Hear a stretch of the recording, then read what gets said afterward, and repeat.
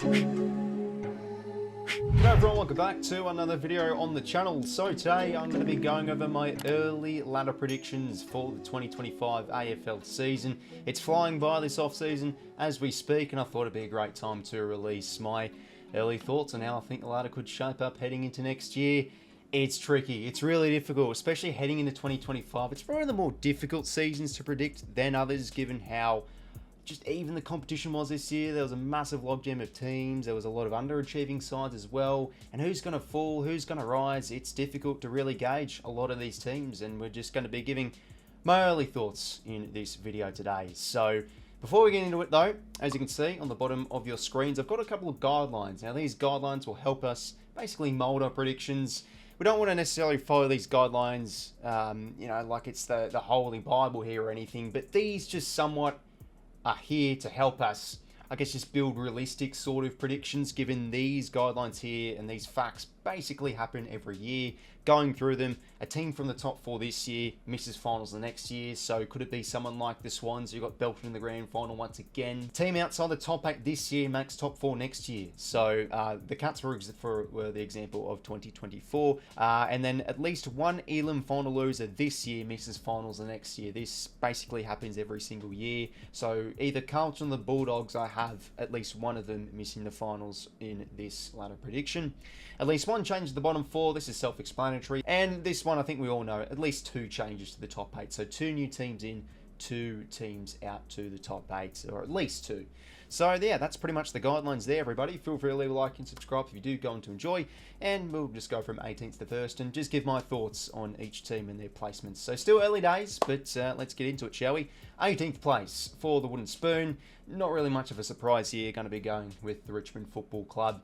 It's understandable. They're just a side that's lost a lot of experience in this off-season and still a very young team. They got hammered with injury this year, and look, if they had their full strength squad out, they probably would have got a lot more than 2 wins, but they were pretty deplorable, especially in the latter stages. As I say again, like Liam Baker leaving the club, and also Shea Bolton. Dylan Grimes retired, Dusty retired, Marlon Pickett retired, Rioli was traded to the Suns. So just so many of those core players out of the team. It just makes you scratch your head on how this side will go next year. It's very exciting with the draft period they've had. They had an excellent haul picking up plays in many different positions, but just next year it might be another year down the bottom of the ladder. So the Tigers in 18th. In 17th now, I'm going to be going with the West Coast Eagles here. They had a little bit of a dead cat bounce in 2024, and to be fair, they had some excellent wins. A lot of it off the back of Harley Reid's outstanding first season. Really got the fans and the players up and going. He just seems like the barometer already in the early stages of his career. They had a really a massive revelation season from Jake Waterman, All-Australian. McGovern got back to his best. If they're able to replicate their seasons or get better, that will be critical for the Eagles' success, no doubt.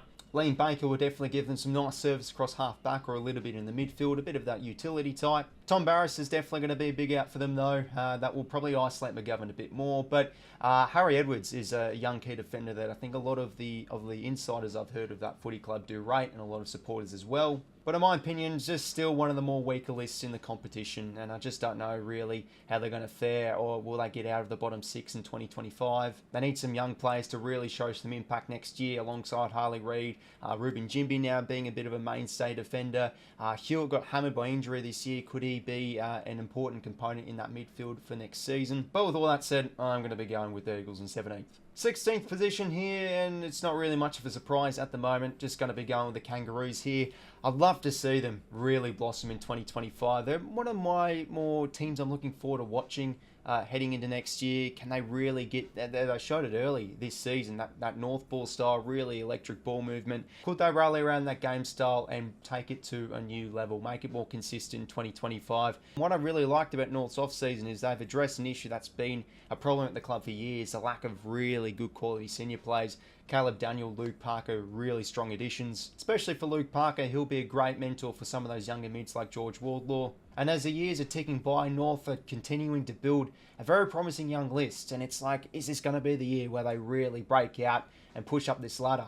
But with my personal early thoughts, it's one of the more of those sides where I just have to see it to believe it first. Really keen to see how they go next year, but there's just there's just a handful of teams that are rate a wee bit higher than North heading into 2025.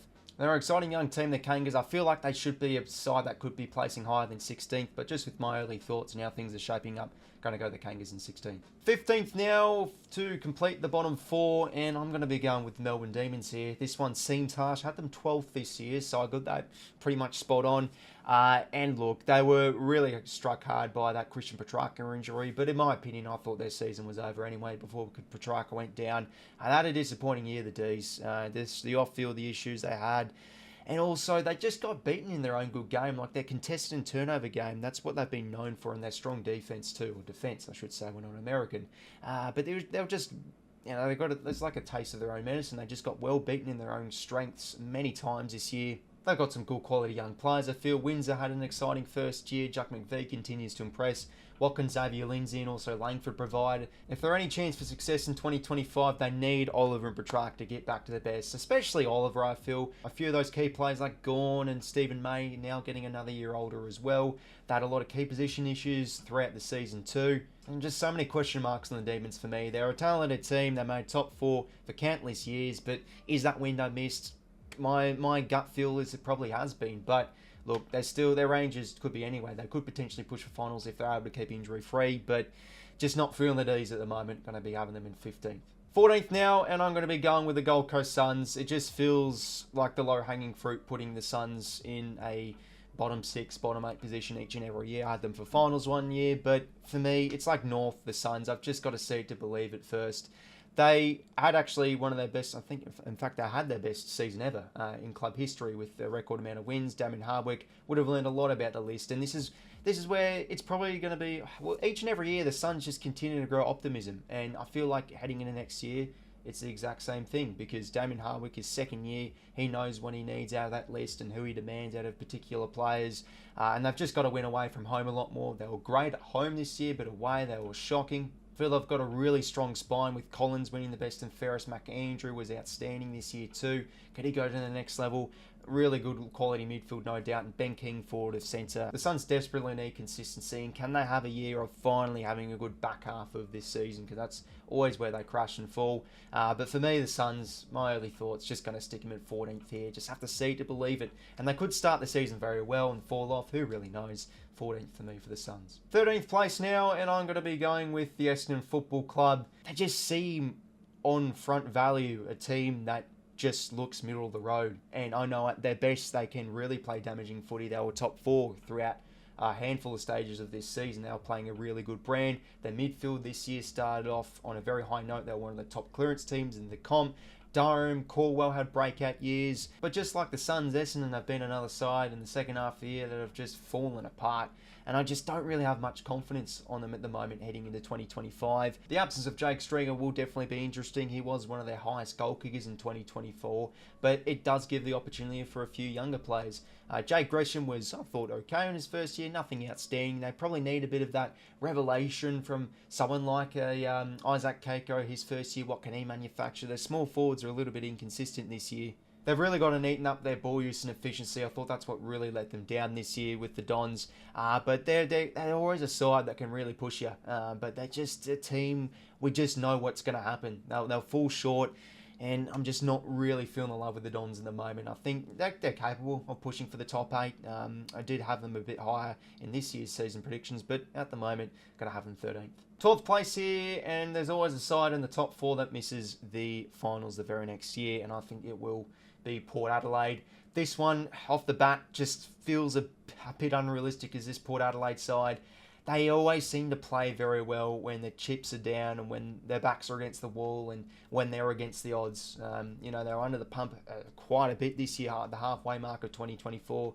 They go on a great run, make the top 4 in the end. And look, they're still a very talented team with a star-studded midfield. They have a few holes on their list, though. They had a few defensive woes across the span of this year. They had a lot of inconsistency with a handful of their key forwards like Geordie Artis and Todd Marshall going down with a few concussions here and there. It's a big loss, of course, with Dan Houston, the back-to-back All-Australian, but I really love Logan Evans back half of the year. I feel like he could fill in the void nicely. Kane Farrell's also an excellent kicker of the football too. But as the seasons go on, I just feel feel the pressure of Ken Hinkley continues to build, and if they are going to miss the finals, Port Adelaide, I think that'd have to be raps for Kenny Hinkley. They're a side I have a soft spot for. I really like watching them play, but there's a team in the top 4 that misses finals each and every year, basically. And for me, given how Port ended off their season 2, I'm going to be going with the pair here to miss the finals in 2025 at 12th.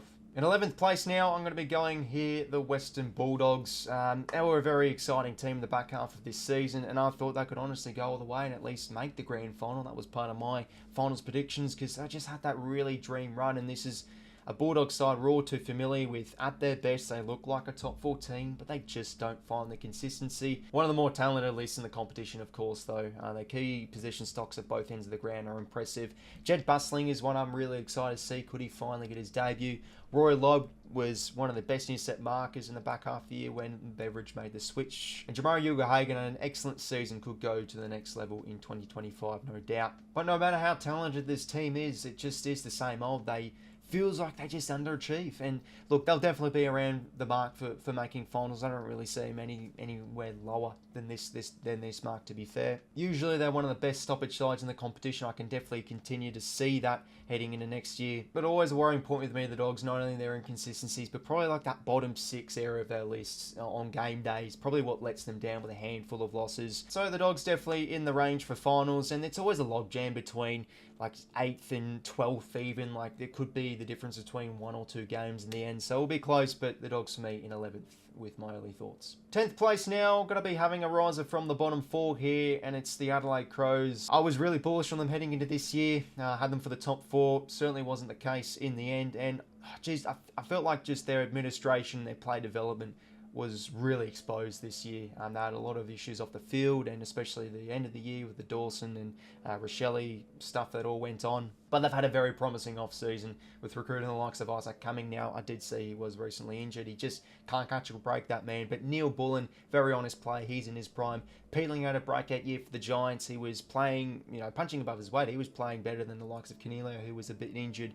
Great addition in that midfield. They've got a few young players that could really go bang next year. Love Jake Saligo's season. Could he go to the next level? Phil Thorpe, I think, is the guy to really rally around as well for next year. Taylor Walker continues to regress, and he could be the guy that came back in the second half of this year, booted, I think, around 18 or so goals in 7 games. He could have a massive season. I felt their ball movement and also their midfield was just far too inconsistent and not good enough. Their biggest weaknesses of 2024, so they've got to really get that right heading in next season. In 2023, they were highest scoring side, and we all know when the Crows are up and about at the Adelaide Oval. How about that win against the Dogs? I still remember their ball movement was very schmick.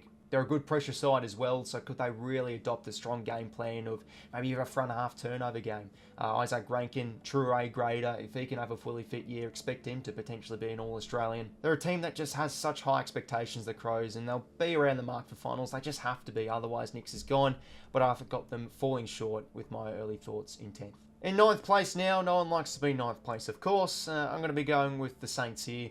Now, there are a handful of people I'm seeing the Saints in the bottom 4.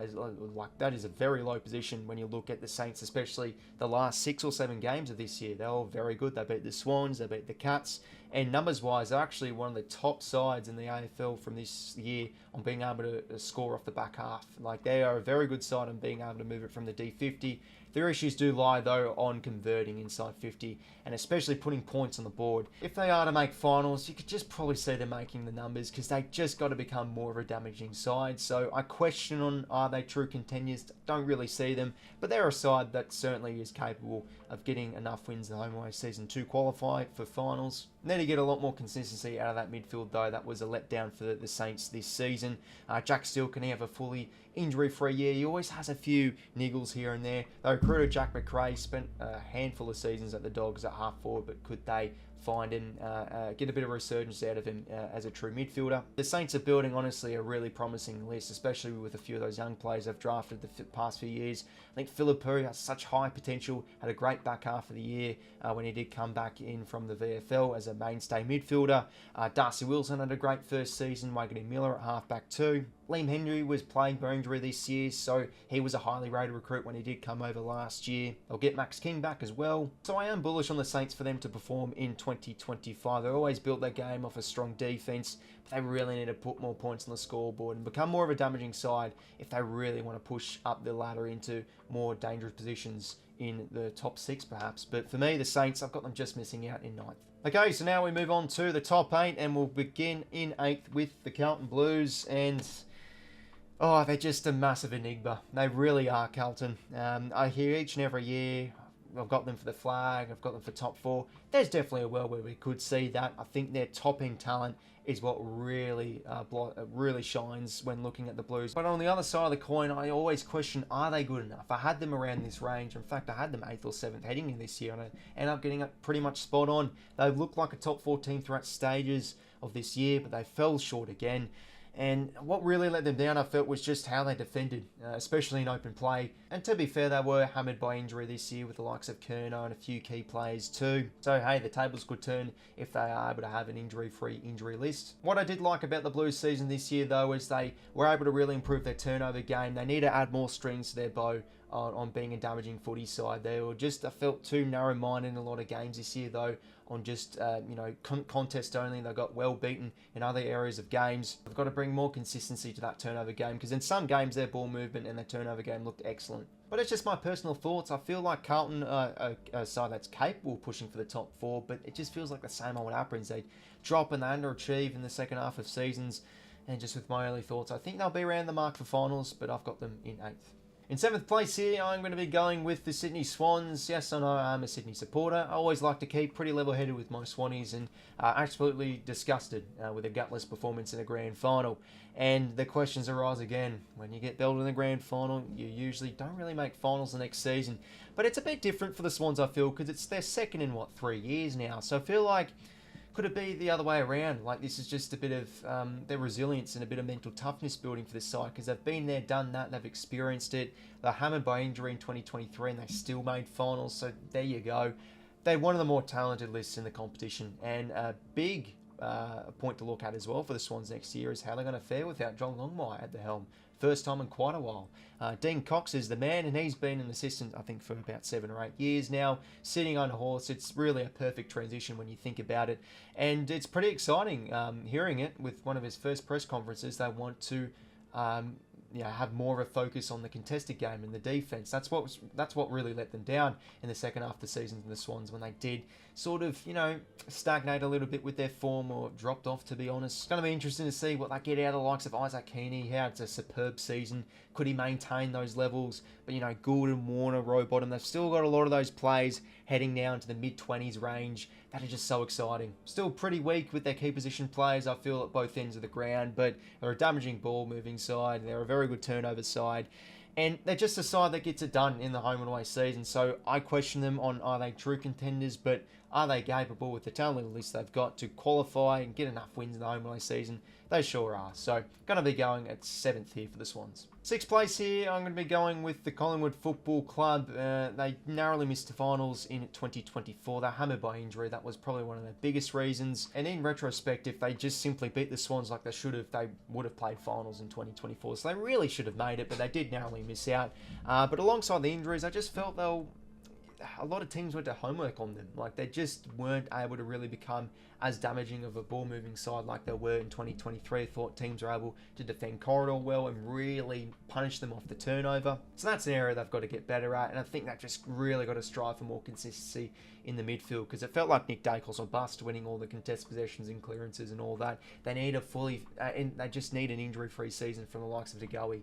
He's the barometer in that side, I feel. Heading into 2025 as well, with one of the more older lists in the competition, so that does raise a bit of concerns as well, but they've still got plays in their prime. They're still a damaging side, I feel, the Pies, to push for finals. And I'm also interested to see how a few of those younger players will go. There's been a lot of raps around the likes of Ed Allen and also Jacob Ryan. Could they get a bit more game time in 2025? I think what a positive thing is, what Craig McRae did, is he played a lot of kids in the back half of the season, so with a bit of match experience then, could that translate into next year and allow them to blossom early in 2025? So early thoughts, the Pies got them in 6th. 5th place now, and I'm going to be going with the GWS Giants. I just feel they're such a well-balanced side, and I know they have had a few players leave the club, with the likes of James Peatling and also Isaac Cumming. Nick Haynes was also one out the door through free agency, but didn't really play too much, and he wasn't really an impactful player for them in 2024. But I feel like they've got the depth to really cover that. I know that might sound a little bit crazy, but I watch a handful of their VFL games. They've just got some talent, I feel, sitting behind the main players in the 23, and really well balanced side, as I said before. And they've got still really damaging players across all areas of the field. If Sam Taylor's able to keep injury free, wouldn't be surprised if he returns to the All-Australian team. At their best, they're a very good ball moving side. They've got a really good team defence. I feel Peatling's a big out for them though, but could someone like a 𝐓𝐶 𝐿𝐼𝐴 continue to really uptick those numbers? I'm excited to see what he offers in 2025. Green, an elite midfielder in there too. There is a little bit of questions though on Jesse Hogan. I felt, especially in the back half of the year, they had so much reliance on him. It was almost ridiculous how much they were just booting it on his head every single time they went inside 50. But I feel like he can maintain his numbers somewhat. They're just an exciting team, and I feel like they just play such a strong system of footy of high pressure, moving the ball well, and just honest throughout every position on the field.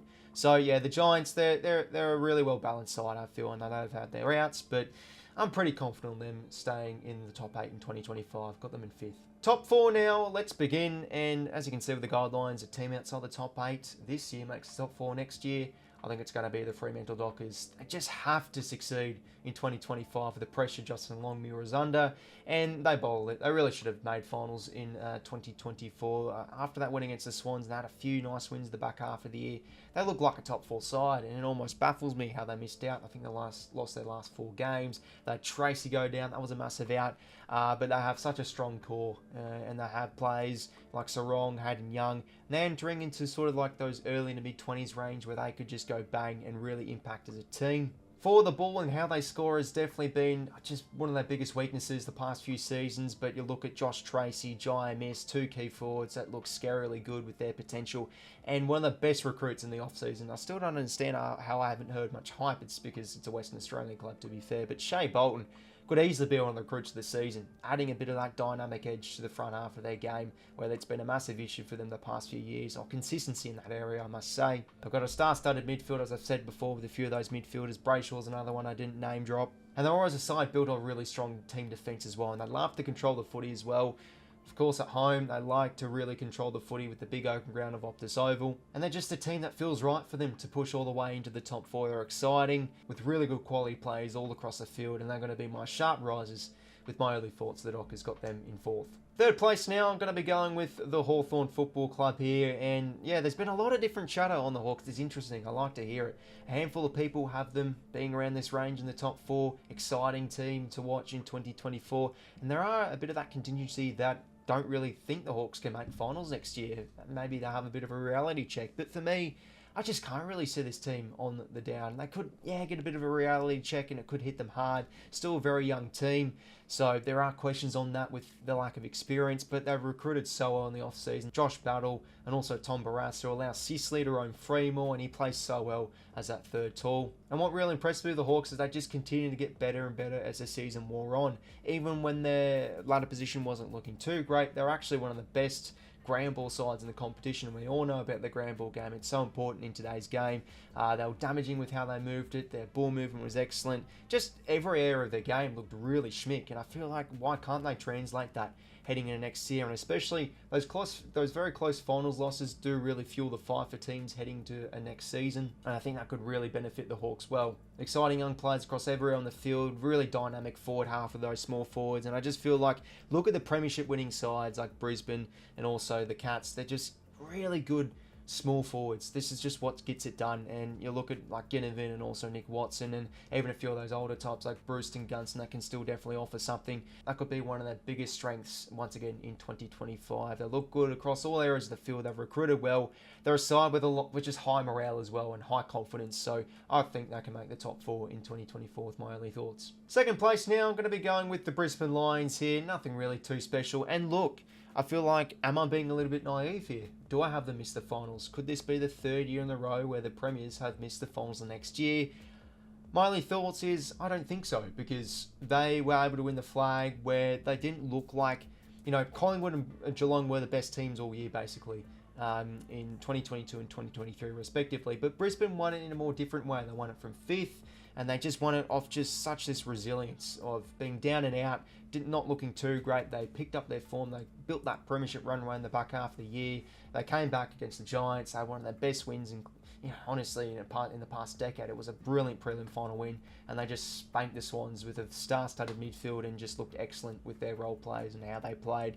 And with the injuries they had, like Kitty Coleman and Tom Doedee, they'll come back in, fill in the void nicely. They're going to get in 𝐼𝐴𝐴𝐴𝐴𝐴𝐴𝐴𝐴 as well. Bound to play a handful of games this year. A fully fit, fully injury-free preseason, the likes of 𝐼𝐴𝐴𝐴𝐴𝐴 will definitely benefit him as well. They're just so goddamn talented, and they have one of the best lists in the competition. Why can't they continue to build and really progress? And with how they won the flag, it just feels like that monkey off the back premiership, given they were so close the last few years, but now they've won that. I think that's just going to give them a lot more confidence building into 2025. So, hey, look, they could fall short. Who really knows? Maybe they'll get a bit complacent, but I just can't see that. They're just very talented. They've got players returning. Brisbane in second for me. And that leaves in first place, going to be going with the Geelong Football Club here. As you say, the old faithful. They always get it done in the home away season. Can they win the flag? They were very close this year, and look, they still have a pretty oldish list, but I was bullish on them heading into this year to at least make the finals. And with the recruit of Bailey Smith, I think that's a big in for them. And just a handful of young players looked really impressive in 2024. Just think they'll build nicely for the Cats heading into next year. Especially with how they went in finals this year, that just gives me the confidence that they'll be up there competing once again in 2025. I still feel like they have a big reliance on Paddy Dangerfield. He gets another year older, so they'll need a few of those younger players like Tanner Bruin. Max Holmes might spend a bit more time in the midfield with Bailey Smith there as well. Could Jai Clark get a bit more game time in there too? They're just the confident pick for me, the Cats. They have a really strong team defence. They always move the ball so well, especially at home. And just simply a very consistent side. They've got some exciting young players coming through. Bailey Smith will be an exciting one for them as well. For the ball, they were able to find their options with the absence of Tom Hawkins. And as I said with the Hawks, they've just got a really good small forward brigade. And I feel like with how the game continues to develop, those small forwards are so important as well. So they play an excellent brand. They're a good club, the Cats. And I've got them for the minor premiers with my early thoughts. So, ladies and gentlemen, we have been going for quite a while, but as I always say, I love to chat about footy and give my honest and deep thoughts on each side. And there are my early thoughts on my ladder prediction heading into 2025. Let me know what you think down below in the comments section. Always debatable, these types of ladder prediction videos, so I'd love to hear your thoughts. Who's going to be your sharp risers? Who's going to be your big fallers? Who's going to be maybe your early flag call? Who really knows? But yeah, that's just my early, honest thoughts on how things could shape up for 2025. Thanks very much for tuning in, everybody. Feel free to leave a like and subscribe if you do come to enjoy. And until next time, I'll talk to you later. See you later, fellas.